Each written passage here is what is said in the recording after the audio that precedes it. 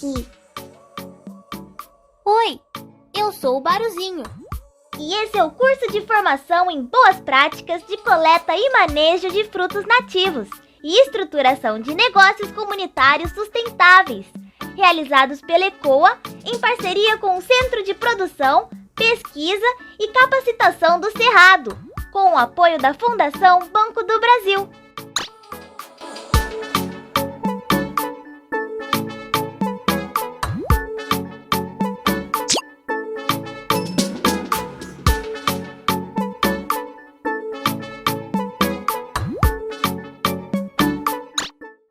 O baru, ou cumbaru, como popularmente é conhecido, é a espécie de Pteryx alata, uma espécie na família das leguminosas, né? A mesma família, por exemplo, do feijão, da vagem, dentre outras espécies. Nós temos o baru predominante no Cerrado brasileiro. Ele é bastante predominante no Mato Grosso do Sul, Minas Gerais, Goiás e Mato Grosso. Uma parte desses estados, eles são predominantes. Porém, se você for tratar na questão da regionalização, muitos dos estados que você estiver vai ouvir falar no baru, né? E vindo para Mato Grosso do Sul, você vai ouvir falar no cumbaru, popularmente o cumbaru. O baru é uma planta que gosta de sol.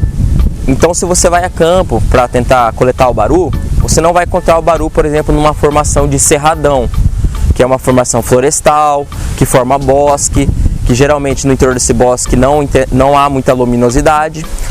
Então o baru ele é mais encontrado em regiões abertas. Ele é uma espécie diferenciada que a alguns metros de distância ela pode ser facilmente reconhecida. O baru ele apresenta a sua casca, né, a sua fuste, muito mais esbranquiçada do que as outras plantas do cerrado. Uma outra característica interessante é que alguns pés de baru apresentam essas placas que podem inclusive serem destacadas da planta. Essa é uma característica interessantíssima na identificação dessa espécie. Uma terceira característica é a própria forma das suas folhas. Aqui eu peguei um ramo de baru para que a gente possa dar uma olhada. Os botânicos costumam identificar as plantas especialmente pelas suas folhas, porque é muito difícil irmos a campo e sempre encontrarmos as plantas com flores ou com frutos. Na maioria das vezes nós encontramos as plantas apenas com folhas. E a folha do baru é uma folha especial, porque ela é muito diferenciada das outras plantas que nós encontramos no cerrado. Eu vou destacar uma folha de baru para que nós possamos ver isso. Então, eu vou tirar bem aqui no talo. Vou pôr aqui no chão. Pessoal, essa é uma folha de baru. Exatamente. Tudo isso daqui é uma folha. As folhas elas são compostas por vários folíolos, né? E especialmente o baru tem uma característica interessante, que é esse folíolo terminal. Esse folíolo terminal, como vocês podem ver, ele é diferenciado dos outros. Ele é afilado e reduzido. E essa é uma característica extremamente importante na identificação do baru em campo. Agora, se o baru tiver com flor ou com fruto, fica um pouco mais fácil, né? O fruto do baru também é muito diferenciado, não tem muitos frutos parecidos no cerrado.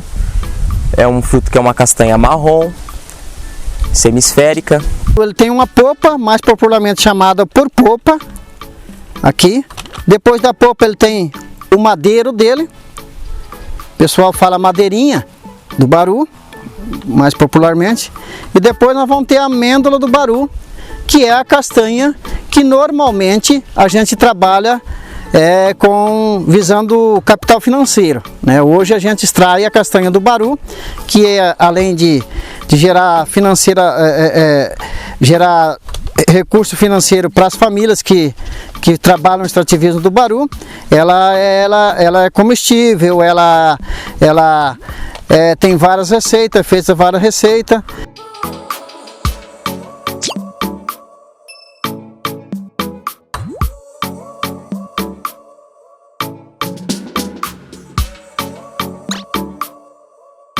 Por ser uma leguminosa, as suas raízes elas têm associação com fungos que otimizam a concentração de nitrogênio ao seu redor.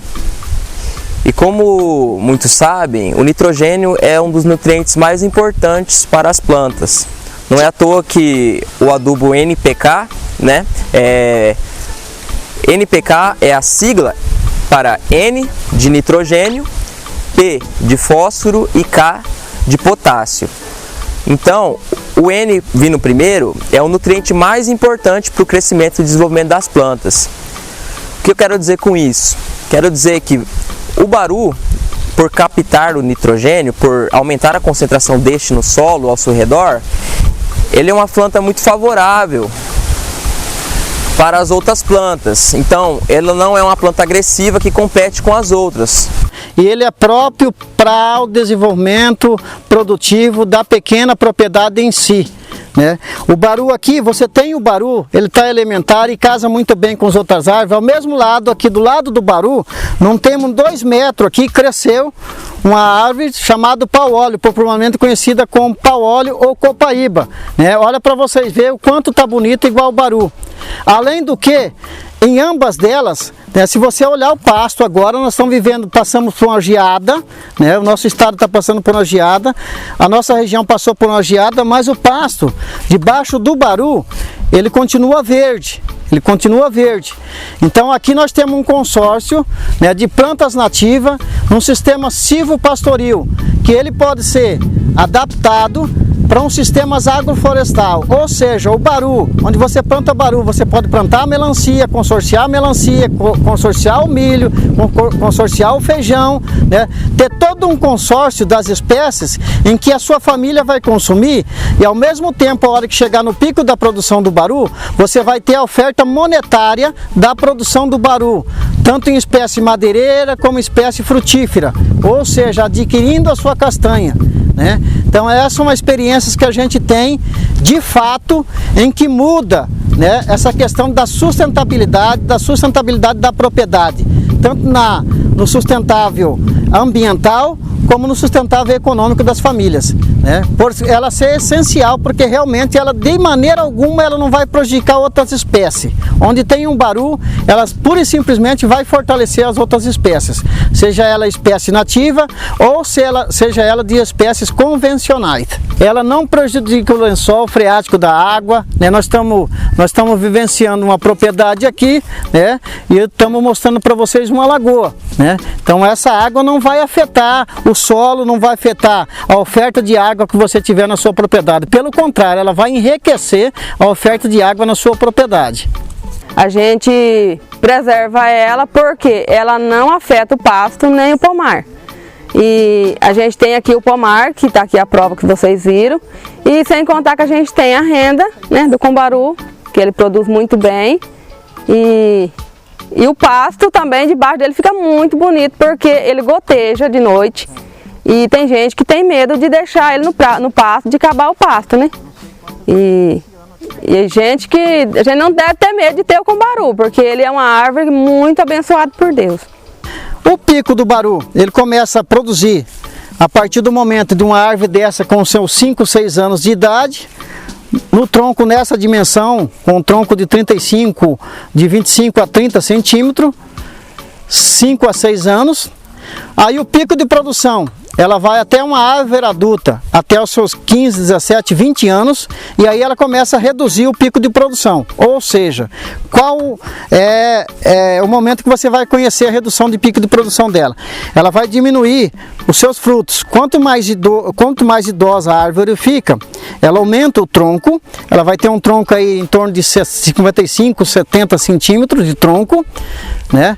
Os galhos dela, ela é uma espécie que ela pode atingir 12, 13, até 14 metros de altura, com um tronco entre 50 e 70 centímetros. é bem encopada, ela continua sendo encopada, finalizando copa, galhos, e o pico de produção dela começa a diminuir, como também começa a diminuir o tamanho do fruto. A árvore forte, rígida, em termos, em pico de produção, o fruto dela é bem mais elaborado, bem mais graúdo, e quando ela vai chegando a essa fase de adulta e improdutiva, vai reduzindo a sua produção, ela também vai reduzindo o fator do tamanho fruto. A época de floragem, no nosso estado, ela é um pico de floragem que vai ali na segunda quinzena de dezembro até o janeiro todo, é a época que ela está florando. A partir daí ela começa a receber, a partir da floragem dela, que é uma florzinha branca, ela com a característica do baruzeiro é soltar uma flor branca, para depois soltar o frutinho bem pequenininho, no cabinho, chamado cabinho, que é esse cabinho aqui, ela começa já a soltar os primeiros frutos marronzinho, né? Mas antes disso nós temos, para soltar o fruto, nós temos nossos principais polinizadores, que o caso nosso aqui especificamente são as abelhas.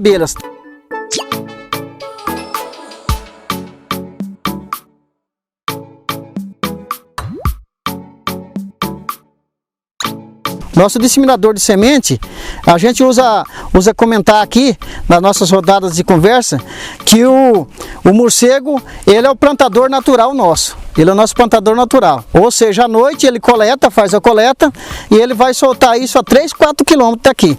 Então lá ele vai cair o fruto do baru, ele só comeu a polpa ou a parte da polpa, caiu o fruto do baru, lá vai nascer um baru, um pé de baru. Ela vai te dar depois a parte da madeira e depois ela vai te dar a amêndoa como fundamental para você adquirir valores agregados ou valor monetário. Então isso é essencial. E o período dela ocorre, para nós aqui no Mato Grosso do Sul, ocorre entre julho e o máximo outubro de cada ano. Ou seja, porém, nós temos alguns anos que eles são bastante sazonais. Um ano que ele produz mais, o outro ano não produz muito. Porque depende muito da polinização e depende da sua própria espécie. Todas as espécies de frutos nativos, na verdade, ela tem uma oferta muito boa no ano e outra oferta, ela cai bastante, é a oferta de produtos. Então isso é normal, é uma coisa natural, né? E a gente tem que prestar muita atenção nisso e também não só prestar atenção, como respeitar o tempo da própria oferta da natureza em si.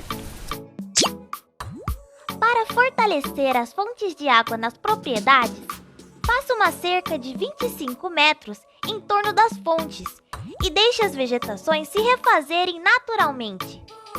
Isto vai evitar o desaparecimento da água e o entupimento das fontes, causados por terras trazidas com as enxurradas.